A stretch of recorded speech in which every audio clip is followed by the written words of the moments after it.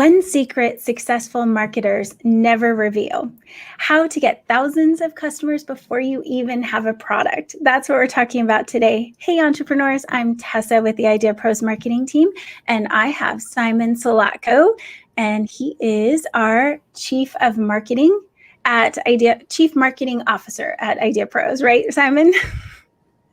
And we are so glad to have you guys here. We're going to be going over a ton of information in true Simon fashion. We have a lot of data to cover today. So just let me know when you put in the chat where you're watching us from. I know we ask this a lot. And also if, well, we're going to talk about phases in a minute. So I'm going to have you type in what phase you're in just a second. So Simon, obviously, when we're ready to build our list, there's a lot of phases, especially for our partners and for people who are launching their ideas, that they kind of can look at marketing their business. So what are the phases that we're talking about?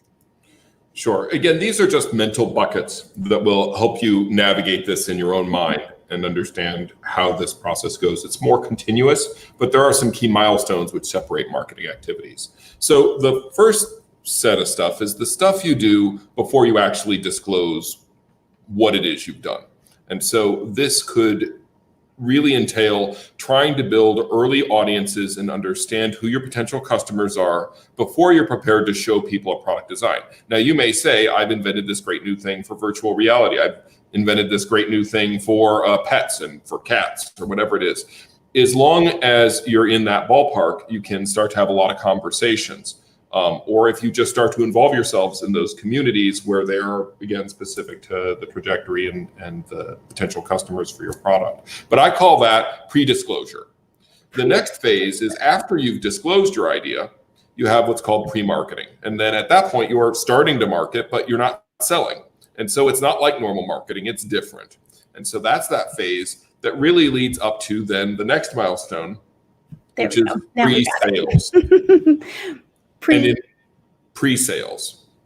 Pre-marketing or pre-sales? We're now on pre-sales. Pre-disclosure. Okay, so I'm behind because I've been playing with the screens here. Pre-disclosure, pre-marketing, and now we're on pre-sales. Got it. That's right. So pre-sales is the phase after you've done marketing for your concept, you've disclosed your concept, you've injected yourself into communities of potential buyers. At that point, you start to take pre-orders for your product.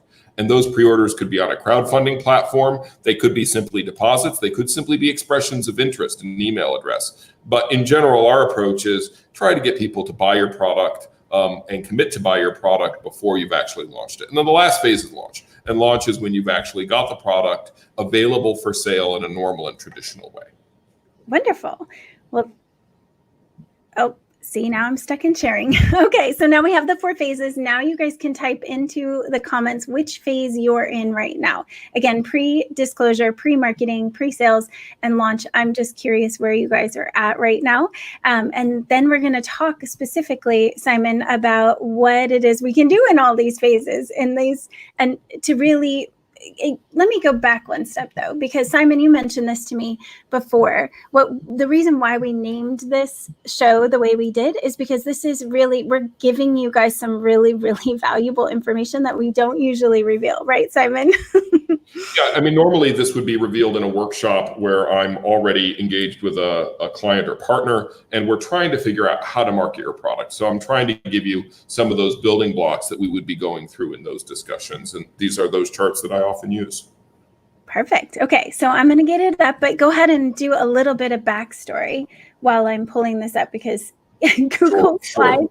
So it's a big transition to go from the marketing established and corporate marketing to marketing for startups. And for the past decade, I jumped off the corporate ship and I started working with young companies and companies that were involved in technology innovation and product innovation. And so it was through that trial and error, lots of errors, lots of trials, and some awesome successes that you learn how to engage audiences early and learn who your customers are early. And that intimacy that you build with your customers early is extremely valuable because it helps you to sell product subsequently. It also teaches you what your obstacles are going to be and what kinds of messaging and positioning and ultimately product features and capabilities resonate with your audience. So over the course of building that early machine, The first step, the first thing you want to do is start to identify communities of interest. So we can go to the topic slide. So Perfect. Communities of interest are clusters of people who exist online and in the real world who might actually be interested in your stuff. And it's important to embed yourself in these communities of interest to the extent you can. And it's often valuable to do that before you have a product or a commercial interest. Once you have a product or a commercial interest, you're seen as a bit of a an alien. You're invading and they're the xenophobes. They're going to resist your entry because most community groups resist commercial activity. And so it's actually really good for you to embed yourself in these communities early on so that you build relationships and rapport so that as you start revealing your commercial interests more directly, it goes over easier. You've already got the contacts. You already know how the communities work. You already know what the lines are, the sticky lines between promotional content and allowed content. So identifying those communities is important. We'll talk about where in a minute, but a lot of that is in social media, but a lot of it's also in the real world. Yeah, and communities, I know one of the things you mentioned is that you can't do as much advertising or promotion, but there are groups that you can get involved with that need the content that you might be providing. And so you can actually sponsor or get slots for going live in different groups and communities about information that's relevant to their audience. So I just had to throw that in there because you don't have to, there are groups that want valuable information as long as you come from that place of offering. You always want to be helpful and useful, right, Tessa? The more useful your innovation is and the more helpful as a person you are trying to solve a real problem for real people, the better you'll be received. If you're perceived as someone who's really legitimately trying to solve a problem for a market, people will, or for a group of real people, they will definitely accept you more openly. Perfect. So community, and we talked about this a little bit in one of our, we have partner meetings, which are our internal insider circle that we do for just our partners. And we talked about specifically group building, getting involved in Facebook groups and different organizations. And so we're just kind of bringing this information also public. We have something that we're going to share as a follow-up in the blog post that gives you guys a little bit of outline on where you can go for that.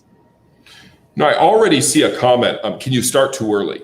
There are things you can do too early. You can disclose your idea too early. You can try to sell your product before it's ready. You can try to launch your product at a bad time. There are all sorts of mistakes you can make regarding going too fast and not being adequately prepared. You can disclose a product that hasn't been adequately vetted, and therefore when you disclose it, people receive it poorly or even just the idea of it, and then you've got a bad rap right from the start. You want to avoid some of those things. So that's why early involvement is good. And then only when you're sure you're really ready for the next stage, you're ready to disclose your idea, you're ready to market it and people are going to be receptive to it, and you're ready to sell it and people know it's actually ready and going to arrive and they don't have to worry about it arriving in 18 months. They know they're going to get it soon.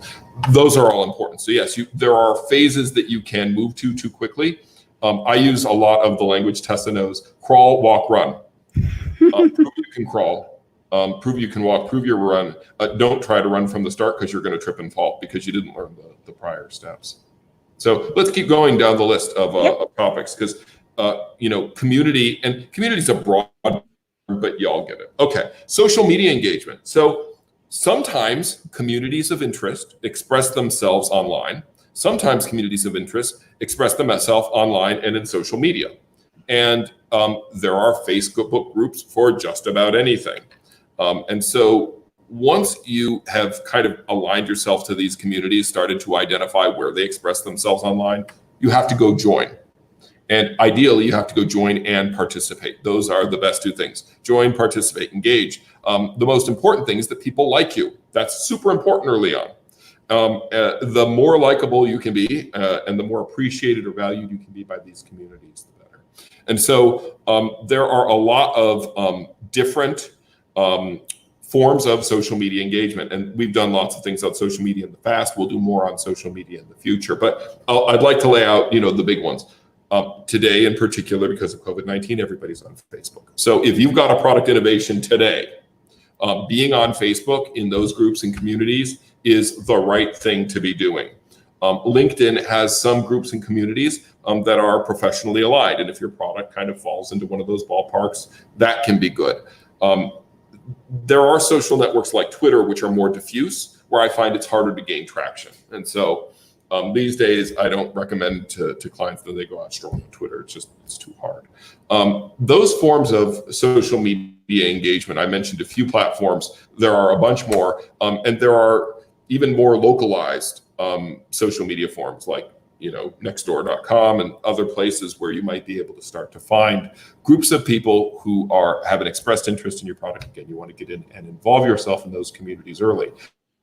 That's the beginning. The next step is you'll start to advertise in them.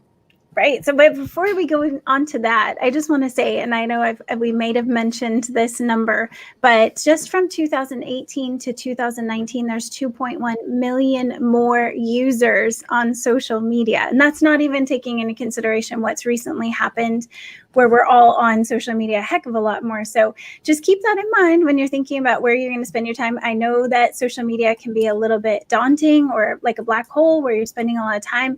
Set some time frames for yourself to go in and engage and participate in these groups. Give yourself like half an hour once a day. And that's just your specific committed time to just finding people that are talking about the topic. And again, I think Simon mentioned this. It can be about the topic. Even if your idea or invention is a solution to a problem, think bigger picture about what problem where do those people go? Where are they at? What are they looking for? And I know we have a really good example and a partner that's launching, and they are so close. I just can't say anything yet. But if I'm doing marketing, I'm in a women's networking group. That's a great place to start for me because I'm looking for people that, women, the entrepreneurs, and there's lots of groups like that, right? So just think about where you might find them and then go there. So, Tessa, I see this question. I'm super awkward, right? Or I have trouble with social media, or I don't like social media because it's a pain in the ass. Totally legit. Let me give you an example of how to solve that problem. I do social media. I grew up in the era of social media marketing, but I'm not a social media sensation. I'm relatively authoritative. And so in the domains where I play, people might listen. But if I were looking to launch a product-oriented solution where I need much broader coverage, I need that more kind of affable, friendly, accessible, good personality, I bring on someone like Tessa, right? So Tessa is the perfect example of a social media expert who swims well in social. And so you're a great example of pairing up. Find a partner who is. And it really is a benefit. So, and when you combine your deep credibility in the thing that you're doing and the reach and influence, and often the customer intimacy and knowledge that your social media person or partner might have, then that's the right combo, and that's the kind of people you need on your team. And that you bring that up, and it's not on our list over here, but influencers are a great way to do it too. Maybe it's not you at all. Maybe an influencer who can get you into the right group. So you just need to go make friends with the people that can get you to where you need to be. I find influencer marketing super hard though, Tessa. It's either hit or miss. Some people just got it, right? They have 10 buddies who make YouTube videos all the time, and they happen to be in their domain. Often these influencers are won over time. You're not born with them. And so what I found was with another business I work with is if you have a great solution, those influencers will want to talk about your solution. And the first people you work are the people willing to work with you for free and just a little bit. And you build that relationship and rapport. But the only way you're going to do that is if you're able to present yourself to that person well. You look legitimate in what you're doing from a product perspective, and what you're doing in social media and outreach is positive and affirming. And so it's really that combination, again, of legitimacy, having good social outreach capability right on your core team, so that you can engage these people in a way that they're going to relate to. If you don't know how to work with a YouTuber, then you better go find someone who does. And so this is, again, a great example of that pairing. And it's always about authenticity, right? So it's about being not for everybody, but it's what I do, right? I think we hope that it's authentic. Authenticity really helps. Now, people can be people can be tongue-in-cheek a lot in product marketing or advertising, especially for products targeted at millennials and so forth. So, you can get away with it, but I tend to find authenticity does work well. Now, if you find that when you're authentic, you're not particularly charismatic, again, get those people on your team who are. It's totally fine. Can't all be Prince Charming. It's true. And you have so many more things that we need to cover. And I know we could go for days. Let's keep going. We're doing good. Social media. Let's talk about content marketing. My favorite, actually. Yeah, so content marketing is, once you've gotten yourself into these communities and groups and you've engaged with people socially, you need some meat for people to bite into. And that's what content marketing is. Content marketing is when you have real substance and meat, a story to tell, and you get online and you tell that story. And that's really an important part of any marketing expedition that you're doing to get a new product out there.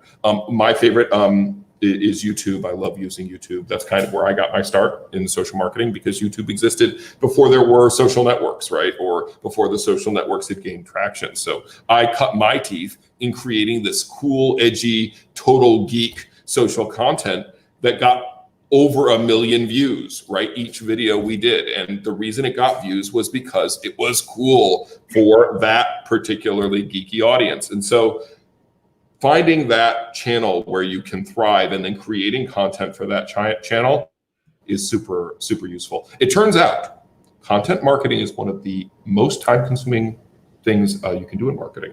It turns out it is hard. That it's hard? Yeah, it takes a lot of time. Writing takes time. Doing video takes time. It requires preparation, and it requires forethought. It requires you to know what you're talking about, at least on some level. It's non-trivial to do content marketing. So the more you can know what you're doing, know about your audience, and then produce content that appeals. These days, all the platforms support video. Most of them can link to other things like blogs and stuff, but we've done it all. Well, I'm excited. I wish I had one of your example ones now. I would be like, hey, go check out. But video is huge. It's a very big part of marketing campaigns, obviously, but it's also how people are going to connect with your product or app in general, is most likely through a video at some point. So we have that's going to be a whole nother subject, is how to do video for your marketing your product or app. That will be a new topic. But there's a lot of tools out there. There's ways to make it easier. And there are strategies on how you can turn one piece of content, like the videos that we are doing now. We always create all of our content from the video. So as long as you're strategic about where you start it, that it's about a keyword phrase, and that it's going to be something your audience wants to learn about, then you're going to have, you can turn it into 12 different things. Infographics, blogs, podcasts, infographics. You can turn it into slide shares, everything from one piece of content if you're being very strategic and smart. When I try to choose a topic that I try to do content marketing on, it always plays to my strengths. So this video is something I know something about, right? You don't choose to try to be an authority on something you're not an authority in already. I've got the gray hair to prove it. It does take a measure of discernment in choosing on what topics you choose to engage and what topics you just choose not to engage, because it's not your thing. But don't be afraid. That's all I have to say. And keep watching our lives so you can learn more about how to do these things. Right. Awesome. So web marketing. So it's really important to have a web presence. And for all the partners at IdeaPros, one of our first priorities is get them on the web with their own website. And we have something called Launchpad, which is a landing page platform that allows them to do structured marketing activities and promotional activities and capture an audience. Web marketing matters. Having a web presence matters. Getting up and going with a web presence relatively early matters. And again, you've got to discern, are you pre-introduction, before you've actually disclosed the product? Are you afterwards? And what's appropriate for that web content? But we like to get up early. We like to tell people what we're doing, and we like to create a platform whereby we can capture that interest. And so that kind of dovetails a little into the platforms thing. But to do that web marketing stuff in general, you need tools and platforms to support it. I have Launchpad up, ironically. So I don't know. May not want to dive into this right now, but I just wanted to make sure that people saw that we have a platform where we are marketing all of our partners. Right. And the idea is, put your best foot forward, even if it's a limited foot. If you've got 3 or 4 great pictures, you've got a story to tell, then let's build a web presence, which is your own dedicated page. So if you click through on Raw Beauty right up top.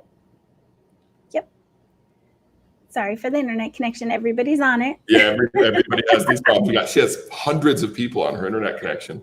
But on that page, what we do is we tell the story of Raw Beauty. And when you tell your story online, you create a destination for people to go to. And as you scroll down, you'll see we've got a field where people can enter in their contact info. They can express an interest in buying now. All of these things. They can connect to the founder sometimes.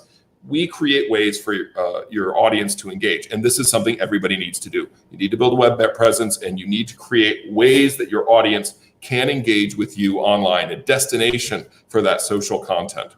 Absolutely. And that's where they're going to build your list at, right? So if you don't have, in this case on Aziza's, we can buy now. But if you don't have that yet, guys, you can do a MailChimp form to get people to sign up. You can actually use a link. You don't even have to have a full website. You can do a landing page in MailChimp just to build your list. And there's, better programs out there to deliver mail, but email out to your base. But I just to get going so that it's free, because it is, you can start grabbing your audience just from a landing page. You can. And when your audience is small, you can just email them individually or do a CC to 50 of them. You can do any of that. But the key is get some web presence going. And once you've got some web presence going, start capturing leads through some of these tools and platforms. So let's continue. Perfect. Oh, see, now he wants me to switch back. I'm like, wait. I'm good at seeing Fred's keys. No, it's hard to go back and forth.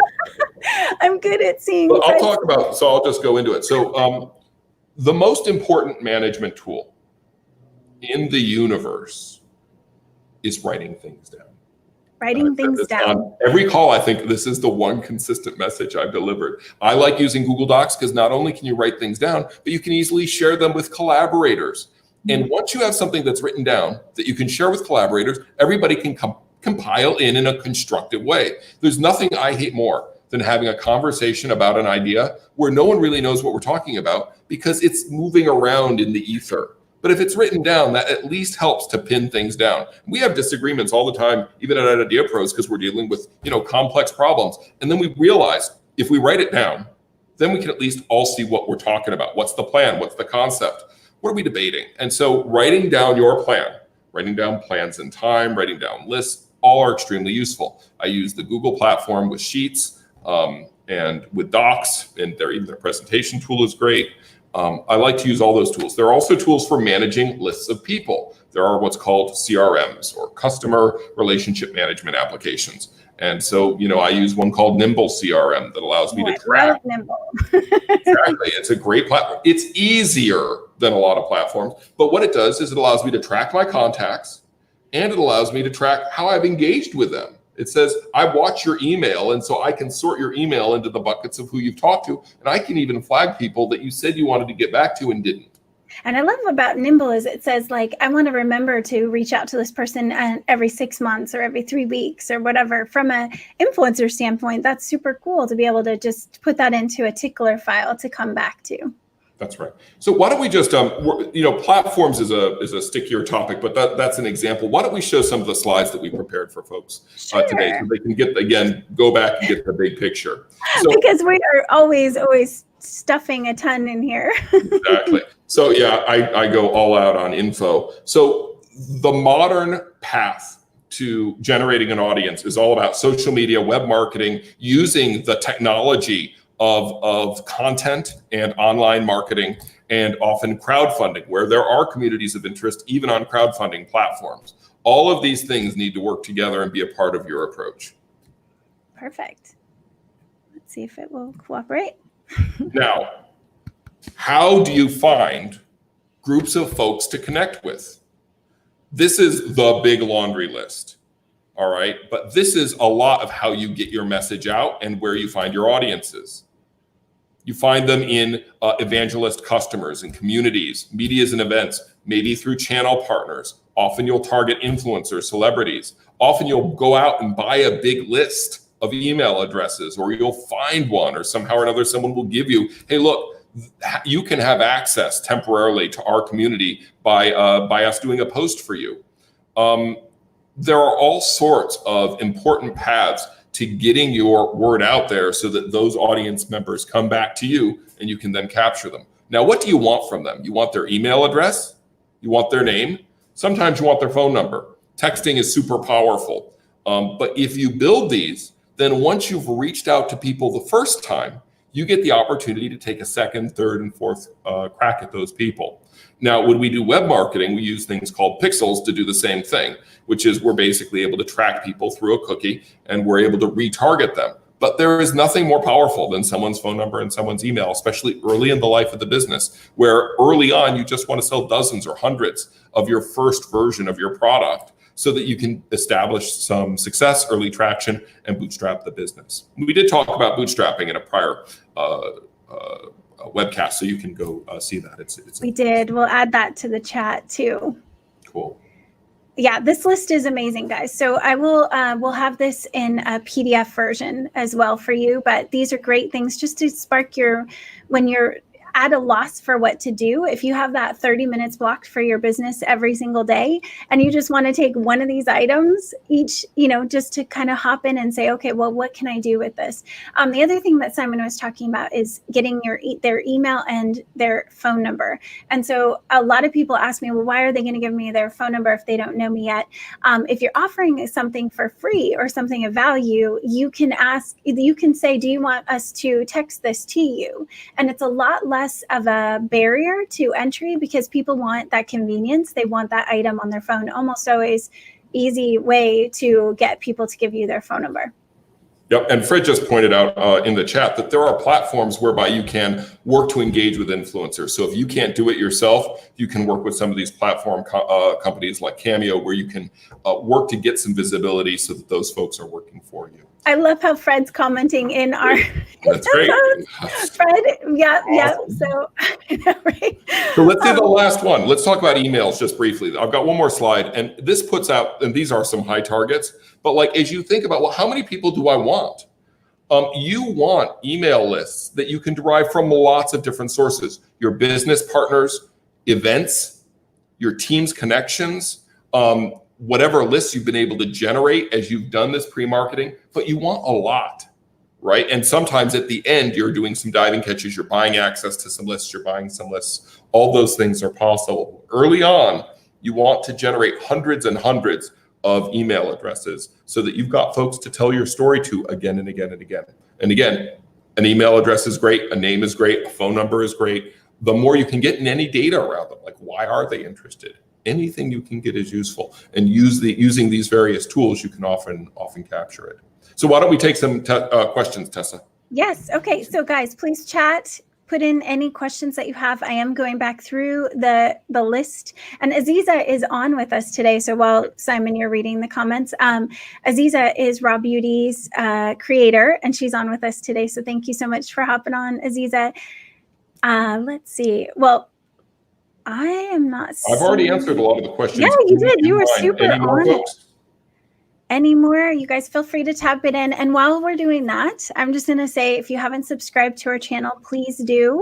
You can get reminders when we go live. It's in the post. You just sign up to get either texted or email. Awesome. Well, thank you guys. I'm just going to go through.